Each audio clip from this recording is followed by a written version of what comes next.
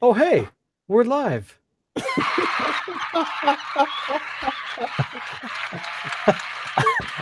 Instead of we're not. uh, You figured we should ease into this comeback? well, it has been 3 weeks since we've actually streamed anything, and that's mainly because I went away for like a couple weeks, and I believe that's the longest break we've had. I think It you're right. is. I think you're right. Because I was away for I went on a. Hi everyone, welcome back to the Crafty Boys, where we talk about beer and bullshit about life. I went on a cruise ship with my family, and it was fun and it was great. And then I came back, and then all of my clients were like, "Hey, so glad you're back. We got to do these 10 things before the end of the following week. Then you come back on." I'm like, "Okay," and that's when I was like, "Ah!" So I have no energy for it today.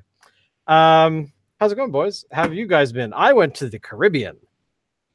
I stayed here. Yeah, I've just been working. Working. Just because life is terrible. Hey, but you know what? It's been a while since we've drunk beer together, so let's do that. That's true. Hey, Dave. Break into this. I apparently was supposed to pick this week, but I totally dropped the ball. Alan swooped in yesterday and pulled off a miracle, but I'll pretend I picked this beer. It's the camera. It's the Stanley Cup, the Stanley Park. Maybe should Alan just take over? Not in Vancouver this year. No. Wow. Yeah. Sadly. Yeah. And the Sedins are retiring. So what do you do? Well, I'll talk about that. Stanley Park Brewing's Windstorm West Coast Pale Ale. I have no idea what this beer is. I know nothing about it. It is a pale ale. I don't think we've ever done anything from Stanley Park Brewing before, have we? Hey, Dave, cover for me while I go and look up our fancy spreadsheet. He's going to go look that up. So Stanley Park Brewing Windstorm West Coast Pale Ale is has a tropical fruit and citrus hop character, medium body, and full flavor. And the interesting thing is that 10 cents from every tall can sold benefits the Stanley Park Ecology Society, which I thought was kind of an interesting point. So the reason why I picked this beer is there's 3 reasons. A, we needed a beer that we could all get, and this one fit the bill. 2, we've never done anything from Stanley Park Brewing to the best of my knowledge. Hey, Alan, I just looked at our information of our beer data in consumption thing of numbers, and no, I think I just had a stroke. Just right then. Yeah. So we have never. So this is a brand never new to our show. Correct. And the other reason was this whole 10 cents to the Stanley Park Ecology Society, which sounds like a pretty cool thing. What? Really? Yeah. It says right on there. For every tall can sold, it benefits 10 cents to the Stanley Park Ecology Society. I want to know more about the Stanley Park Ecology Society. Googling. Like, is that a front for like the Conservative Party of Canada or something? Or like, are we donating money to like ISIS or something? It might sound like something that sounds really wholesome and kind of a great idea, and then you turn around and it's like, oh, these suckers are giving us money to build tanks and nuclear weapons. Shield is behind it. So the Stanley Park Ecology Society is a bunch of dudes in Stanley Park. Where's your About Us page? There we go. Okay, here we go. So they promote awareness and I don't know why I'm laughing. The Stanley Park Ecology Society has a really slow website. They should call me. The Stanley Park Ecology Society promotes awareness of and respect for, that's really awkward, the natural world, and plays a leadership role in the stewardship of Stanley Park through collaborative initiatives in education, research, and conservation, which sounds like a really cool thing. A bit of an awkward sentence. I would rewrite that, but essentially, I mean, because here's the thing: Stanley Park's been around. It was donated a bazillion years ago by some rich dudes to make a park. and to the city. I mean, I'm not going to pretend I understand the history of Stanley Park. I go there once in a while. It's a nice park. But it also had a rough time with a windstorm about 5-ish years ago, where about Hence the name. and a bunch of stuff fell over, and of course the individuals, a bunch of stuff, trees. They're called trees, including the famous tree, like this old burned out hulk of a tree that fell over and died finally. It's like 8 million years old or something. And then they spent $2 million developing a way of holding it up with steel stuff. Like to me, it was a little silly, but whatever. All right, so onto the beer, though. So there you go. So basically, there you are for the wonderfulness that is this stuff. Now, I want to point out one thing. Okay. God, is their website slow? Hey, let's open the beer and drink it and forget about this whole Stanley Park ecology thing. Or at least put it on hold for now. So I opened up mine. I'm going to do a pour. It's got a haziness to it. It looks like it might be a little bit unfiltered. Yeah. It is very aromatic. Yeah, as soon as I open the can, I mean, It says that it's a pale ale, but I would say it's more closely reminiscent of an IPA. Yeah, I would say that it's definitely IPA, which might have been a. It doesn't have the edge. Hey, Peanut Gallery. It does not have the edge of an IPA, no, but it's a little bit more edgy than I would expect a pale ale to be. Oh wait, I know where the chippies are. Honestly, I was a little surprised that you guys would have gone after a pale, because I know neither of you is Monster fan of the pales. I'm totally cool with pale ales. It's pilsners and lagers that I'm not into, but pale ales, yeah, I'm totally into them.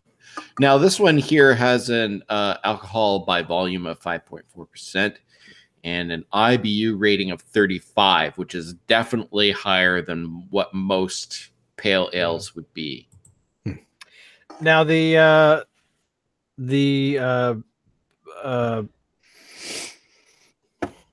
stroke. That's what it was. Must have been. Yeah, I have been really tired the last little while. Because this is the problem when you go away, and even if you go for a short period of time, 3 hours in the future, in the future, yeah. On this cruise, we went 3 hours, and then we came back an hour because the Yucatan Peninsula, some parts of it have actually said, "Screw the Eastern Time Zone. We're going to Mountain or Central."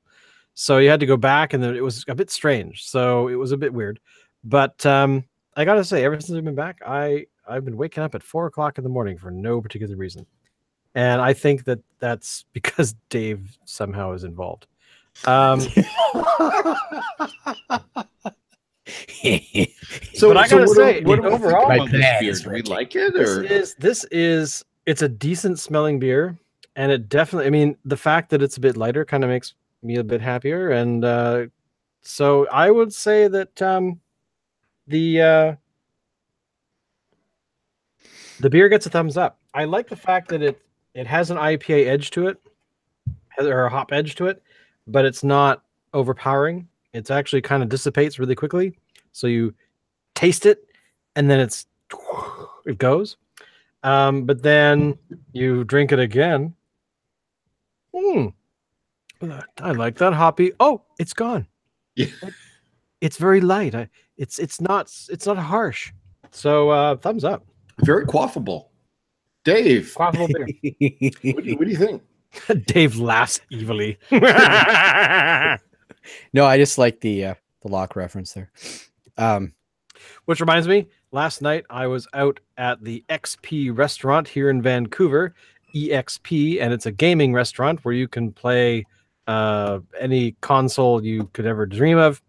And they also, because it was a friend of the show, Jeremy was having his birthday, hence why I was there. Oh. And I dropped Locke a line and said, hey, call me. Half an hour later, he called and talked to Jeremy because he knows who Jeremy is. And yeah, so he says, hello, too busy to do anything right now. He's being worked to death, as he calls it.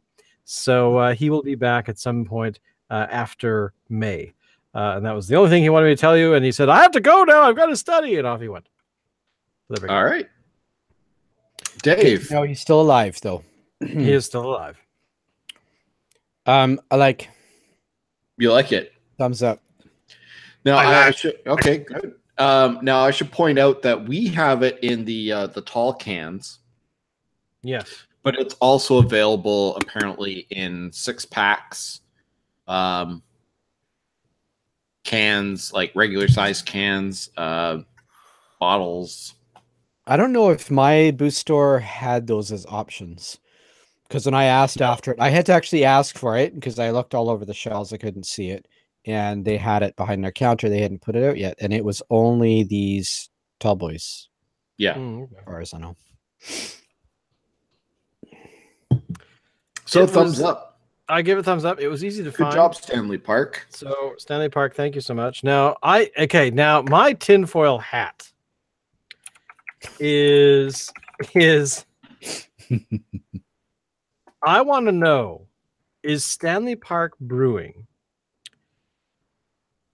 is it really an independent brewery? No. Or is it a front for like Molson or something? Have you guys? I don't know. Apparently, now here's the well, here you go. The first thing I find looking up who they are. There now, if you know anything about Stanley Park, there is a fish restaurant, or there was a fish restaurant in Stanley Park, and the new Stanley Park Brewing restaurant is pissing a lot of people off. Oh. I'm not sure why. The new dining establishment, blah blah blah. Neighborhood residents are not welcoming the news. The brewery is slated to open. Blah blah blah. The fish restaurant was there for 25 years, and they chose not to renew their lease because I guess they retired. Yeah. So basically, people don't like this brewery being in that particular location. Very interesting. But who owns Stanley Park Brewing? I'm kind of curious who it is, but if their website tells us this information, let's see. I'm curious why they're up in arms about Stanley Park moving in there. The park board communication people clarified the concept was released. I'm confident they will deliver in the historic location. Apparently the brewery is going to disturb the nesting herons in a particular colony between February and July, and that a patio featuring people drinking beer. Nesting herons are tolerant of urban activity once the colony settles in, but of course they are able to coexist with the usage of the area.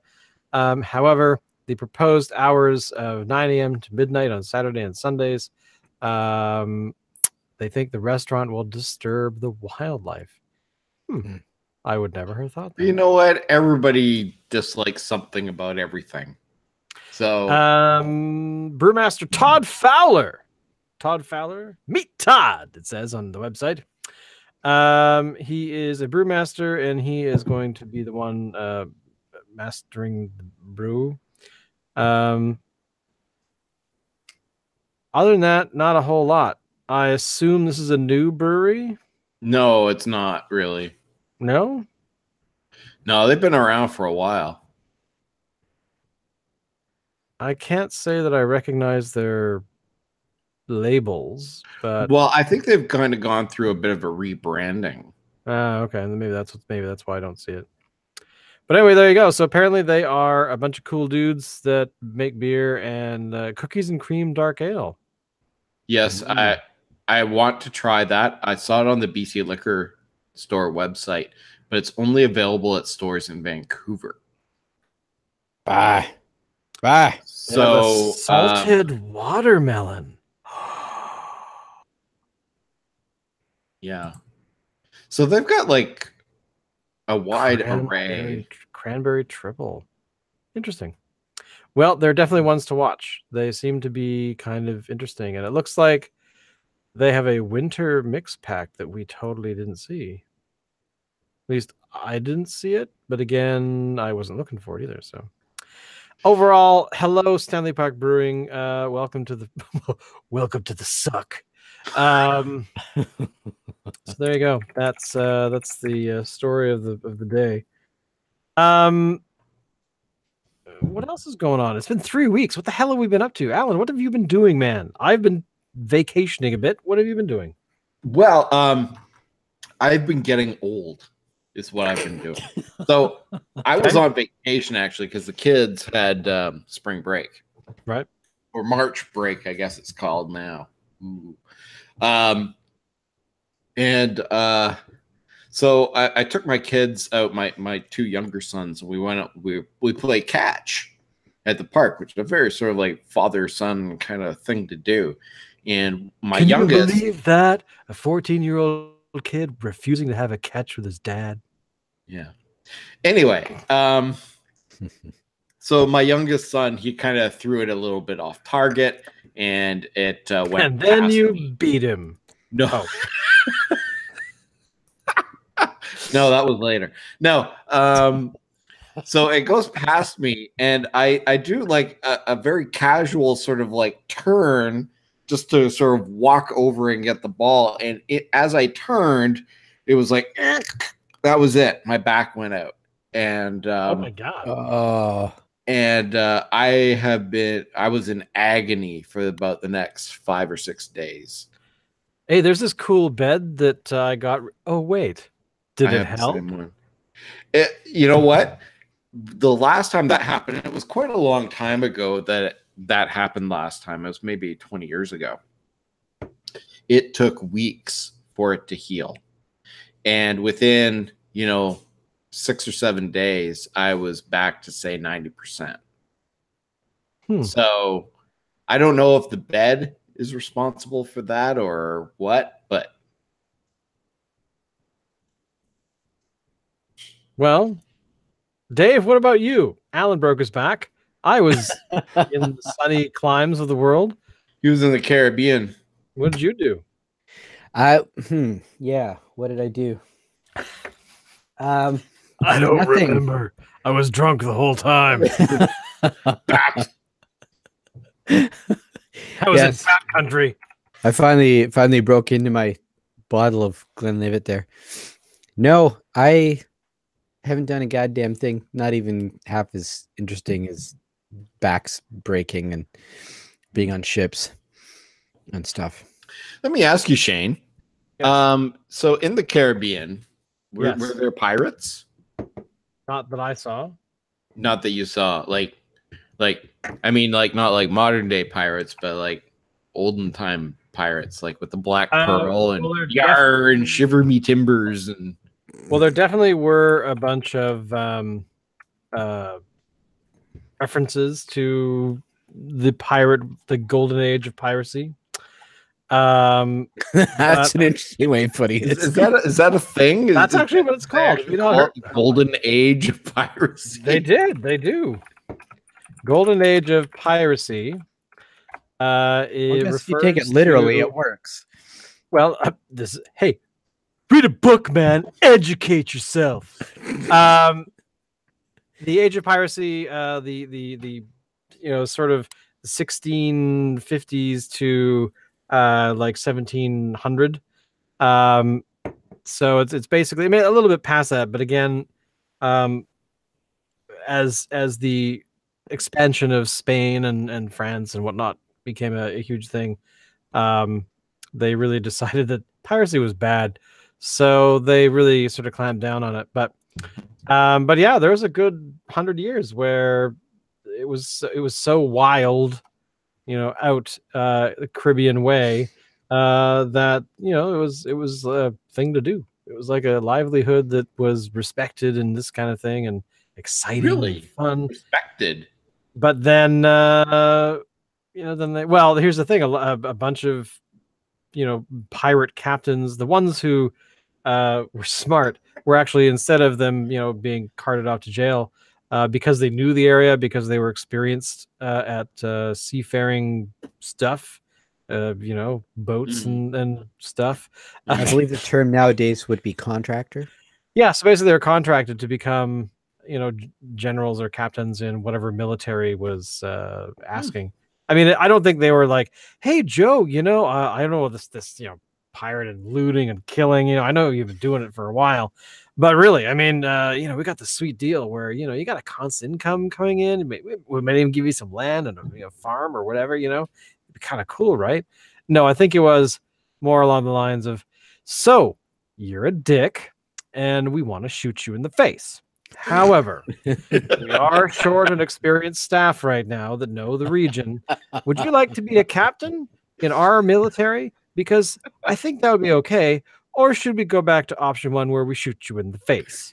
Or shoot you in the face and then hang you until you're dead? I mean, we might shoot you while you're hanging. You never know. It could be fun." So I think a lot of that went on where you had a lot of people going, "Hey, so yeah, kind of some bad stuff, but now I'm okay. I now have, Do you think people actually talked like that back then? It That probably they sounded kind more of like beat around the bush and it's like, "Well, I was out there raping and pillaging, and then I was given a choice to not, refrain from the pirating and the pillaging and the burning and everything else that goes along with being a fairly good pirate. But then I decided that I didn't want to die. So that's the worst pirate ever. I didn't want to die. After all the murdering and the killing that I did. So, hey, look at that bird over there." So, question for you, Shane. Did you visit the Lonely Island? Did I visit the Lonely Island? If I knew what that was, is that Salt Spring? Bowen.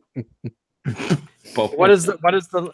Are you talking about the band, the Lonely Island, or are we talking about an actual island of some sort? The former. The band, who are based in Los Angeles. I was not near Los Angeles. I was in the Caribbean. And yes, I was on a boat. Motherfuckers, take a look at me going 6 full knots on the big blue sea or whatever. So I am messing those lyrics up. But yeah, I did actually. Here's the thing: we're on this boat that had, I think, 4,600 people on it, which is about, I think, if I remember correctly, there was 900 staff and then seamen, and then the rest of us jerk offs that were out there. It was not bad. It was okay. I enjoyed it. But it was definitely skewing a bit older. I wasn't the youngest by all means, but did you play shuffleboard? I did find the shuffleboard and I did avoid it. I spent a lot of time in the in the bar, but also in the pool and stuff like that. Like I was doing, and I didn't have internet connectivity for like 6 whole days in a row. So, dude, how did you survive? Well, it was on purpose. I did check, business email on my sister's cell phone, but I think I only did that a couple days out of those a few. And I got some clients who were like, "We need you to do this week." I'm like, "Well, I'm in the Caribbean, so totally I'll check." Turned out I was not needed. So, yeah, it was kind of nice to completely disconnect, which kind of disappointed me, because then I got back and it's like, Facebook is selling our information to jerk off companies that are then turning around and like printing it out and posting it on, street poles. What are those things? Telephone poles. So filed under. Yeah, exactly. Surprise. Well, this is the thing. I haven't had the Facebook application on any mobile devices installed for a long time, years now. Because I refuse. Yeah, so there you go.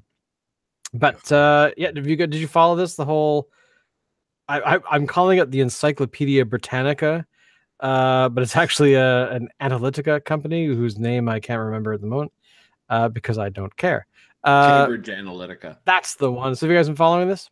Not really. I've heard the headlines. That's it.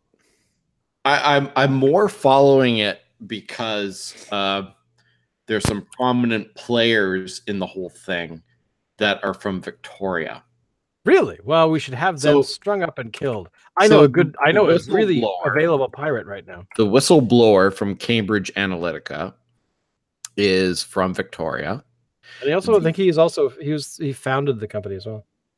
I'm not sure. He sold it or he left or something. He sold it basically 5-6 years ago or something like that. Anyway, the privacy commissioner in England, who is on the other side, used to be the privacy commissioner of BC, based here in Victoria. Okay. And the company that worked with Cambridge Analytica, supposedly, to give them access to information, is based here in Victoria. Yeah, that doesn't surprise me. Victoria is involved in 3 different ways. So the media over here has been having a field day with it. It does not surprise me. I mean, to me, it's not a surprise at all. Simply because that's what Facebook is all about. I mean, exactly. Well, I mean, Google and I mean any company out there that gives you free shit. You know, that's they trade in your information to actually make money because, you know, running servers and crap is kind of expensive and staff is really expensive. So, so it doesn't surprise me at the end of the day, but I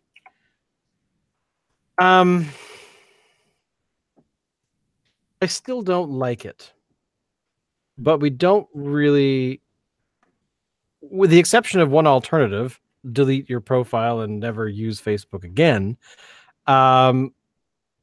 It also gives us access to people in a way that's never been done before. So, at least to that extent. So, I don't know. My thinking on it, continue to use Facebook. Sorry, what did you say, Peanut Gallery? But be smart about it.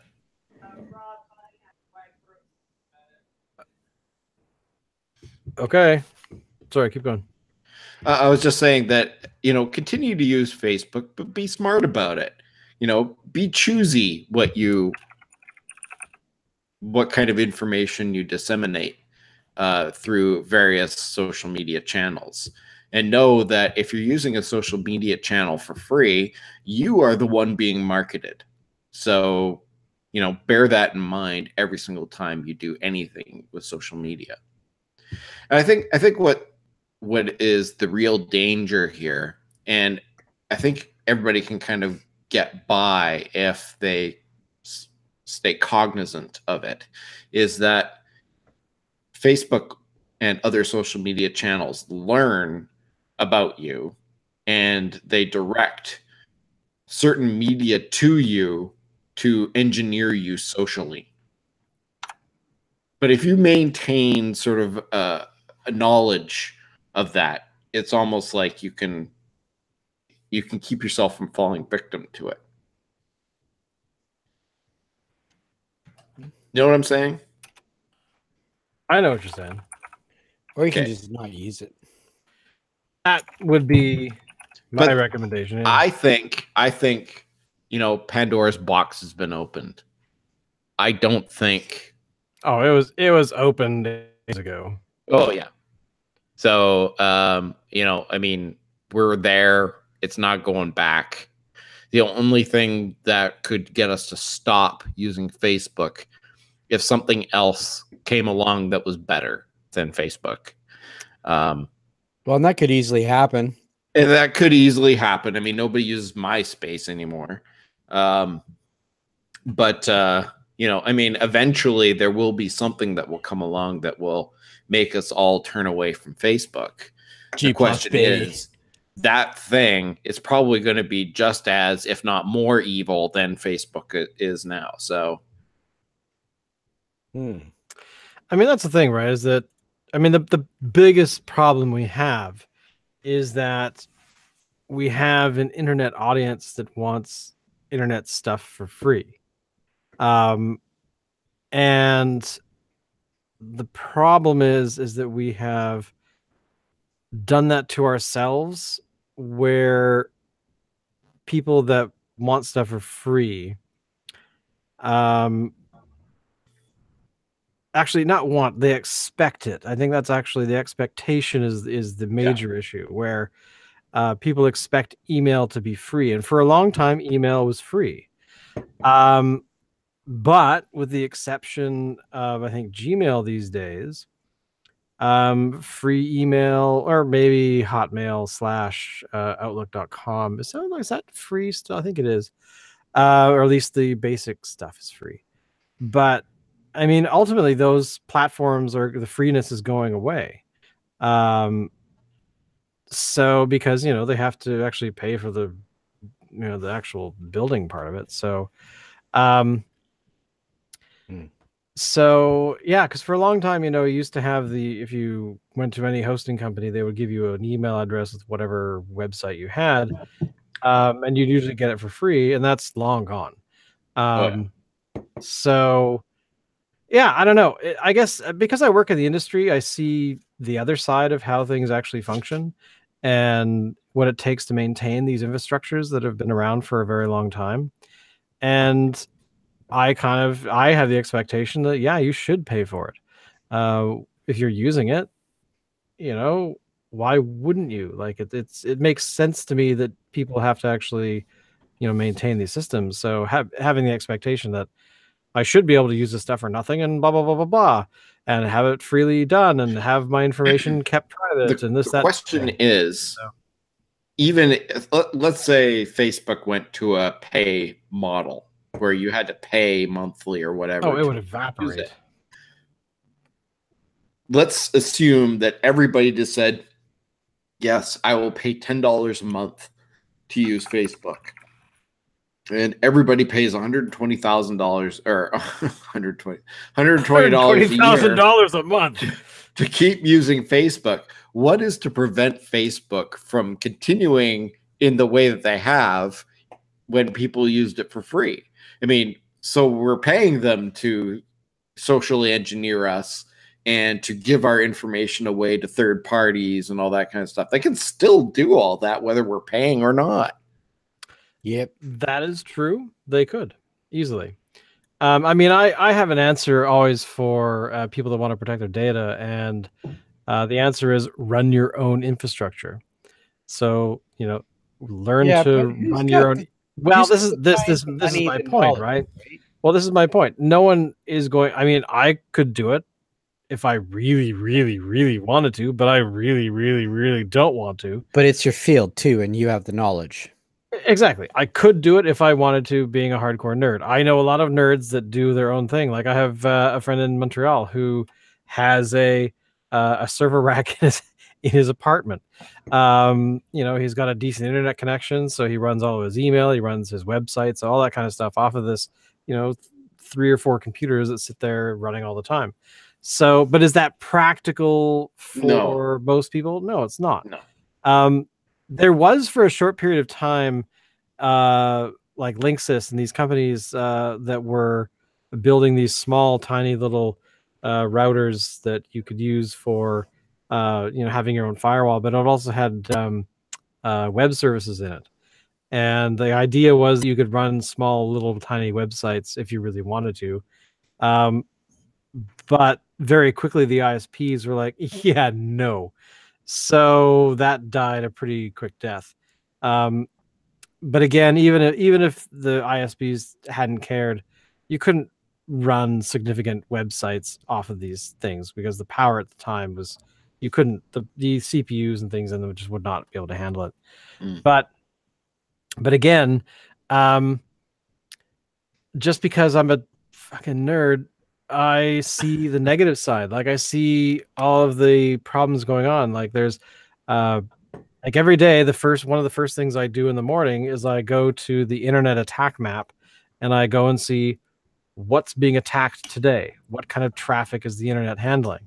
And there have been times where you see these big, humongous attacks somewhere in, or somewhere in Canada. And then the internet stops working properly, things like that. And, I have clients all over the place and they look to their website or whatever and they can't get to it. They blame me.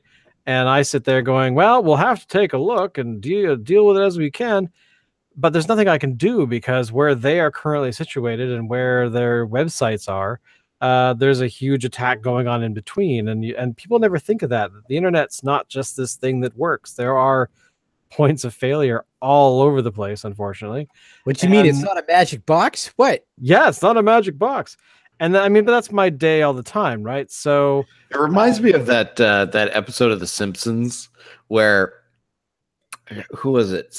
Somebody was had a computer and was accessing the internet somewhere, and it was like you see like all these like high tech gizmos and everything, and they follow the signal along to like this shack out in the middle of nowhere. It's like run down, the doors hanging off with one hinge, and there's like this one little computer sitting on a bench, and it says Cisco Systems on it. It goes beep beep beep. There's a farmer with a beard kind of like rocking in a chair next to it, and then it continues on.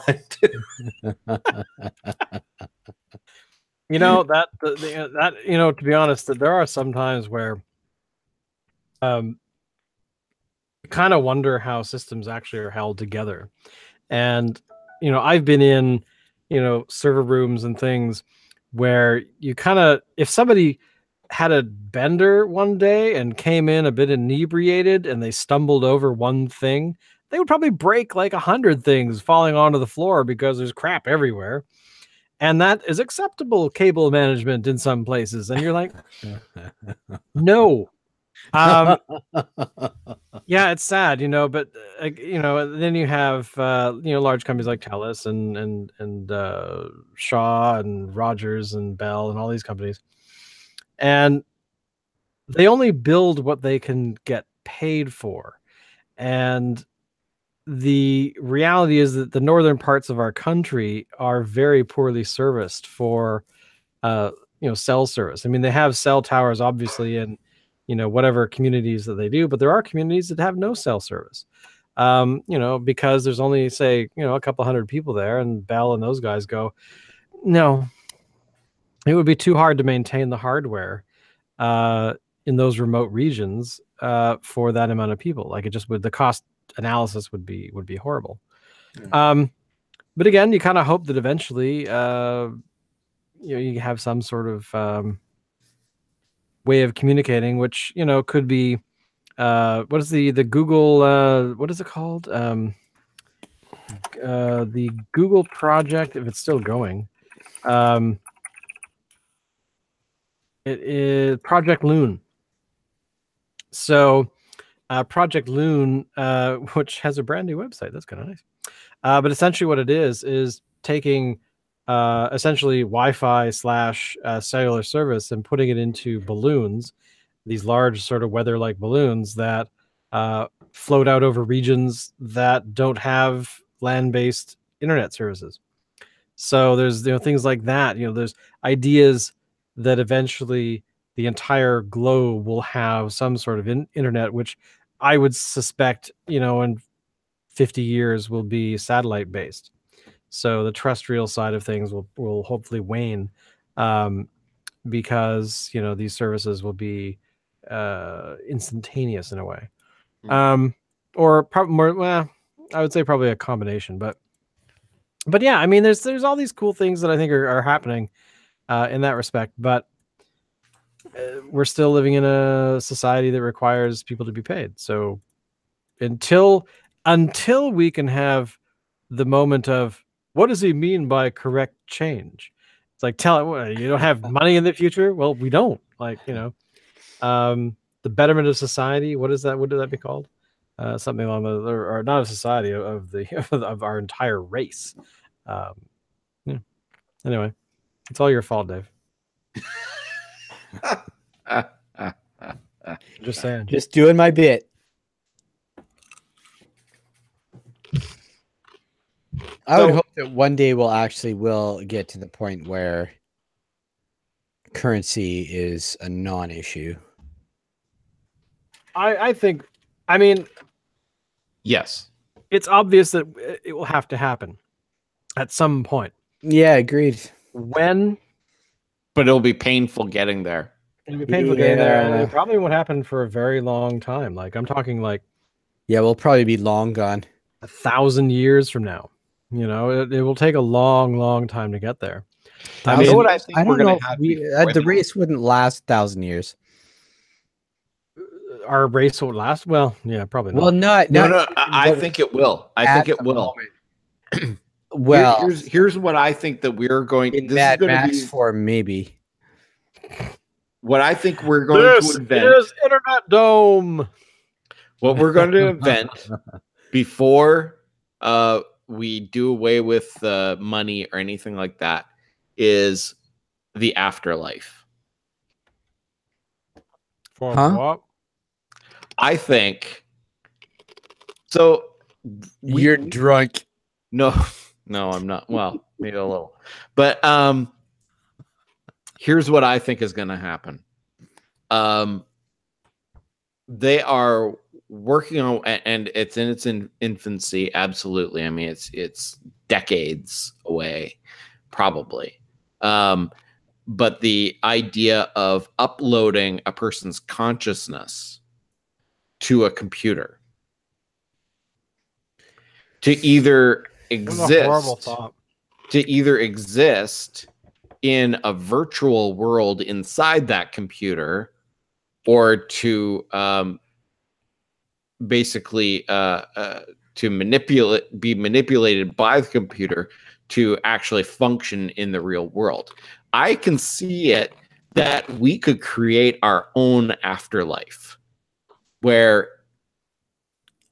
when you're close to death, you could actually upload your consciousness into a computer and interact with other people whose consciousness have also been uploaded to that computer. And eventually that's what you will do. Like, you will live eternity inside that computer. You've been watching Altered Carbon. No, I have not. That's actually the premise of a Black Mirror episode called something. Oh. Like San Rebos, California or something.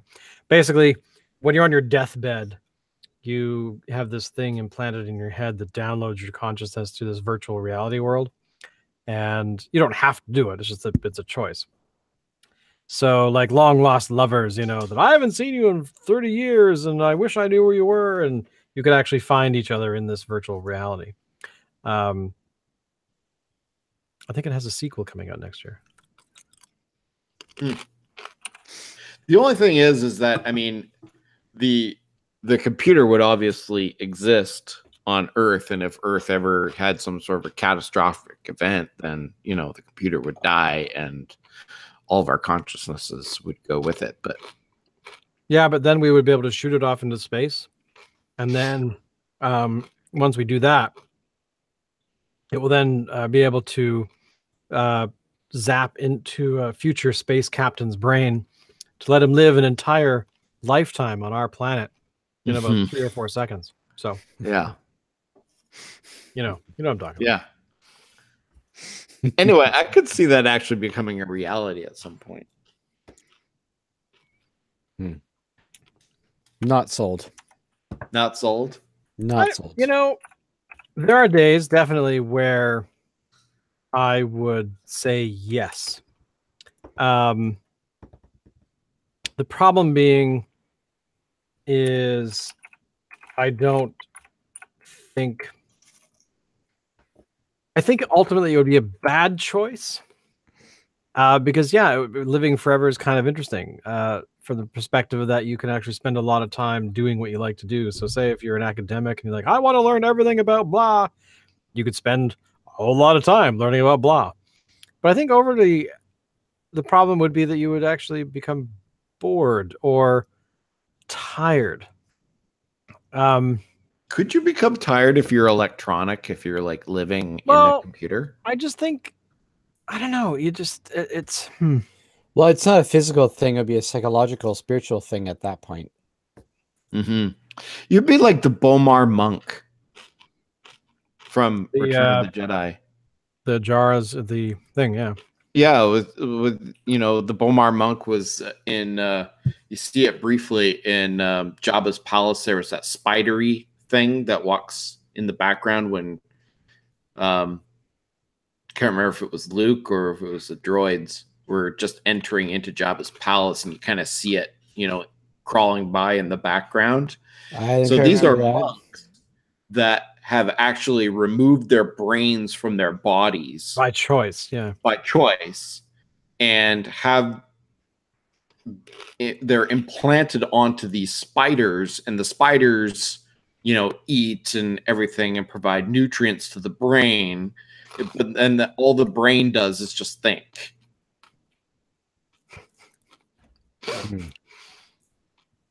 Somehow that just terrifies me. It does. Well, spiders terrify me. I wouldn't want to be. That's a good point. I don't want to. Of all the things Alan would not want in the afterlife. So we're going to implant your brain inside of a large spider that will keep you alive. Yeah, no, I'm out. I can see you going like, well, I'm enjoying my death. Congratulations. I will be. Wow. You wouldn't even be remotely human anymore at that point. Yeah, but here's the thing. What is it to be human? To be human is to inhabit a physical body with four limbs. I disagree. So I watched a movie about this. How else can you define humanity? Well, Alan, you're gonna say. Well, okay, maybe it's not like the same kind of like caliber that you guys are thinking of, but it was Ted 2 that I watched. The one with the teddy bear that comes alive. I haven't watched the whole thing. Keep going. Okay, so anyway, I guess the courts determined that Ted isn't a human and therefore is property because he is a teddy bear, even though it's a teddy bear that has come to life through some magical means. And so they spend the movie trying to define what a human is. And in the end, they, spoiler alert, they end up determining that he is human. He does meet the definition. So why? I don't remember why. Because they wouldn't get their American happy ending, warm and squishiness if he wasn't called a human. Yeah. It was pretty funny. I mean, I laughed. There was some cool stuff. There was actually a really great part where characters in it that were friends of Ted and the other guy, the main other guy, the good-looking guy, Marky Mark. Yeah, Marky Mark. Mark Rory Calhoun. Anyway, so what's his name? Who plays the Tick? Oh yeah, Warburton or something. Yeah, Warburton, and Michael Dorn played a gay couple in the movie, and the Warburton guy, they went to a Comic-Con, and Warburton dressed up as the Tick, and Dorn dressed up as Worf to go and mess with nerds at Comic-Con, and that was hilarious. So was that purposely meta, or was that just part of the story? Just part of the story.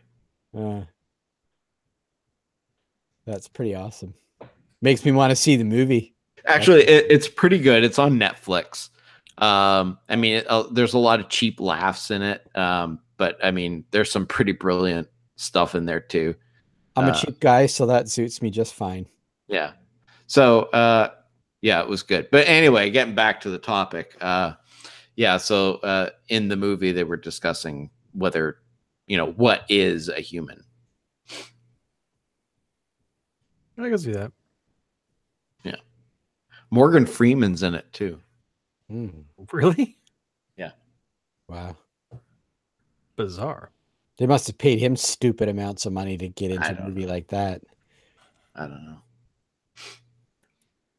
I don't know. I particularly enjoyed the first movie. I thought it was quite good. Again, I wasn't a big fan of the first movie, but the second movie I was. I liked it. Yeah. Yeah. Well, then I'll have to check it out. I watched about 5 or so minutes, 10 minutes of Ted 2 just the other day. Mainly because I saw it pop up on Netflix. So, but cool. Yeah. Yeah, I recommend it. It's funny. Dave, That's me. tell us an uplifting story from the past 7 days. Oh man. You can't do that. You can't do that to me. Oh man. Uplifting story. God. Wow. People, okay. This isn't a story. People are awesome. We have much more capability and power than we recognize. We just have to wake up to that. Did you see that on one of those little things on Facebook that some women post? Is that like one of those uplifting sayings? Are Did you you one see of it on those like guys that like a can't mug? handle anything more than beer and football? Did you see that written on a mug at Hallmark or something? Like, seriously. Let's be ultra positive and say good things about everybody, except for white males. Oh, What? oh. Sorry. Sorry, I'm speaking with my privileged white cisgender ass. Nice. Is that how you say that? Is it cisgender or is it CIS? I have no idea. Yeah, I don't know. I don't. You know what I just did? I things. just made us controversial. We're gonna be famous. We're in deep shit now. We're gonna lose our screwed. thanks on. We're gonna lose all our sponsors. You just tanked us. Our sponsors. We're gonna lose all.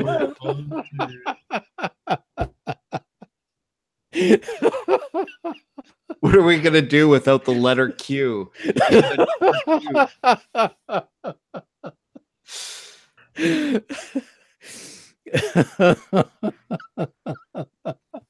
Oh my god, that's awesome.